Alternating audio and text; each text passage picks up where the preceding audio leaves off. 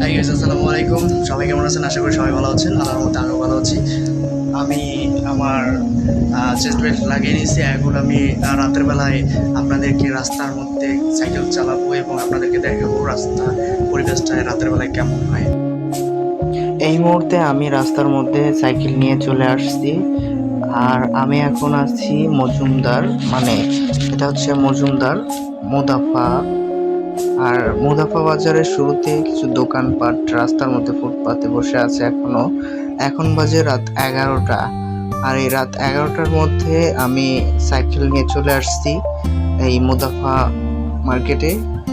একটা ট্রাক আসতেছে, কিন্তু দেখেন যে সামনে মোটরসাইকেলটা কোন দিকে ইন্ডিকেটরটা লাগিয়ে রাখছে। তো সেই জায়গায় সাইড করবে, তার নির্দিষ্ট সাইডটা সে এখনো নির্ণয় করতে পারে নাই। তো এরকম গাড়ি চালকদের কারণে কিন্তু অ্যাক্সিডেন্টটা বেশি হয়। তো রাতের পরিবেশটা দেখতে পাচ্ছেন খুব শান্ত। আর রাতের বেলা এই জায়গায় অনেক গার্মেন্টস থাকার কারণে অনেক গাড়ি ঘোড়া চলাচল করতেছে, তবে তারপরও কিন্তু অনেক কম। এখন রাত 11টা বাজে। দিনের বেলায় এত এত গাড়ি হয়, এদিক দিয়া হাঁটার মতো জায়গা থাকে না। পুরো রাস্তাটায় গাড়ি দিয়ে কিন্তু জ্যাম হয়ে থাকে, কিন্তু রাতের বেলায় কোনো গাড়ি ঘোড়া তেমন একটা নাই। তো আমি এখন যাচ্ছি আমার বাসায়। আর আমার বাসার থেকে আমি যে মুদাফা মার্কেটে যখন আসছি তখন আমার ক্যামেরাটা চালু করতে আমি ভুলে গেছিলাম, যার কারণে আমি দেখাইতে পারি নাই। তাই যাওয়ার সময়, বাসায় যাওয়ার সময় আর কি ভিডিওটা করতেছি। তো দেখতে পাচ্ছেন আমি কিন্তু এখন চলে আসছি, এটাকে বলে জোনাকি মসজিদ, জোনাকি মসজিদের কাছে। ক্যামেরাটা একটু নিচে নামায় দিই, দেখা যাচ্ছে না হয়তো।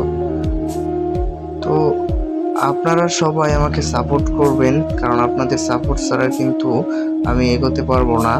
তো আমি মূলত সাইকেলের মাধ্যমে আপনাদেরকে বিভিন্ন জায়গা, বিভিন্ন গার্মেন্টস, এমনকি বিভিন্ন রাস্তার ভিডিও দেখাই। কিভাবে, কোথায়, কোন জায়গায় যাবেন, কোন জায়গায় কেমন অবস্থা, এইসব ভিডিও আপনাদেরকে দেখাই। তাই আপনারা অবশ্যই আমার চ্যানেলটা সাপোর্ট করবেন, সাবস্ক্রাইব করে দিয়ে আসবেন। আমার চ্যানেলের নাম হচ্ছে দিস ইজ জলিল।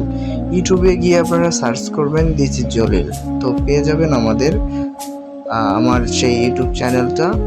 তো আপনারা অবশ্যই সাবস্ক্রাইব করে আসবেন, এবং আপনাদের ভালোবাসা পেলে আমি এগোতে পারবো। তো যাই হোক, আমি অবশেষে সিটি গেটে চলে আসছি এবং সামনে আমার বাসা। আমি মূলত এখানেই থাকি।